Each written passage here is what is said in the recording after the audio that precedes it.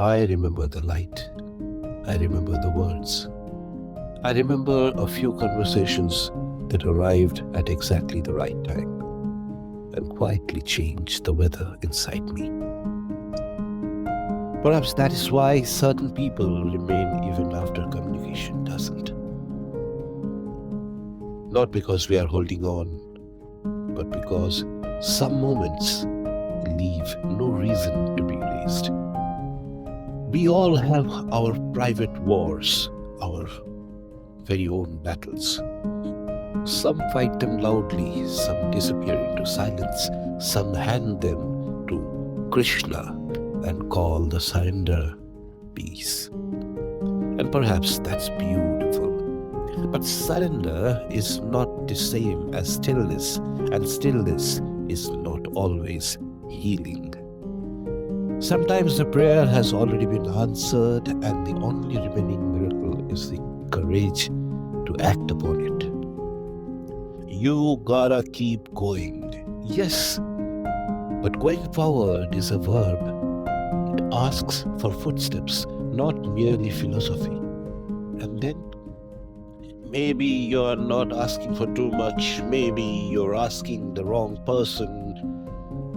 Perhaps.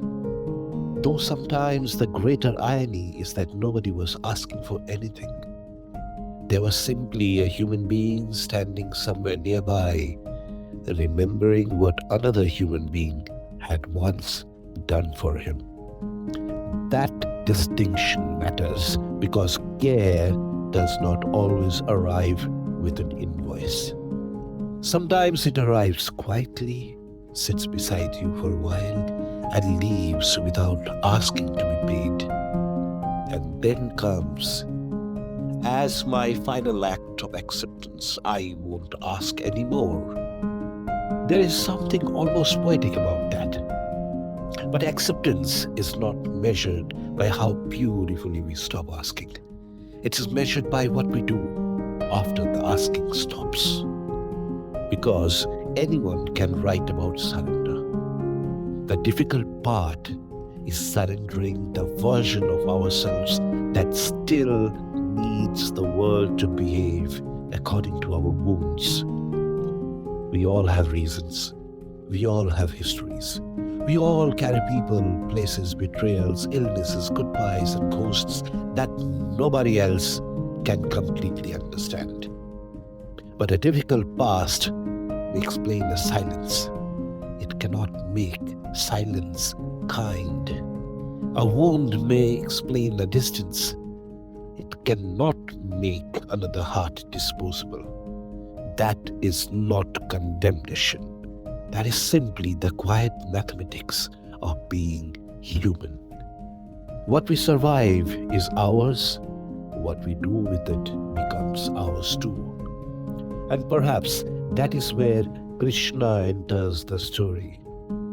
Not as the escape from responsibility, but as the courage to meet it.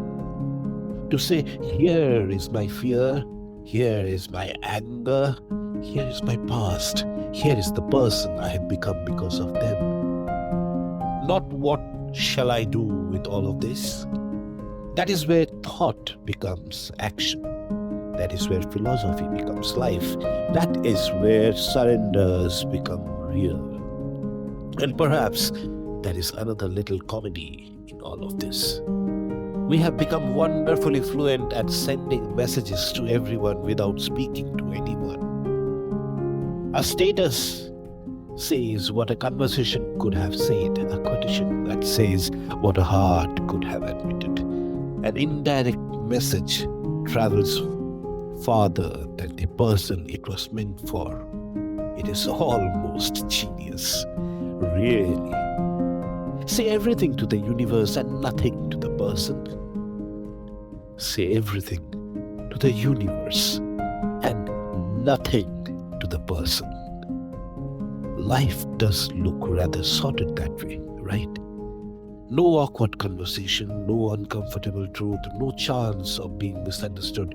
Just a beautifully worded sentence, a little background music, and a comforting illusion that communication has happened. But life annoyingly, still prefers the old fashioned method. Say it, mean it, do it. Because a message can describe the road, only footsteps can take you home. And somewhere in that understanding, I found my own answer. No bitterness, no performance. No need to turn silence into a courtroom and memory into evidence. There are people who once helped us breathe.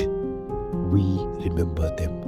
I remember them. There are people whose presence once made an ordinary evening feel lighter.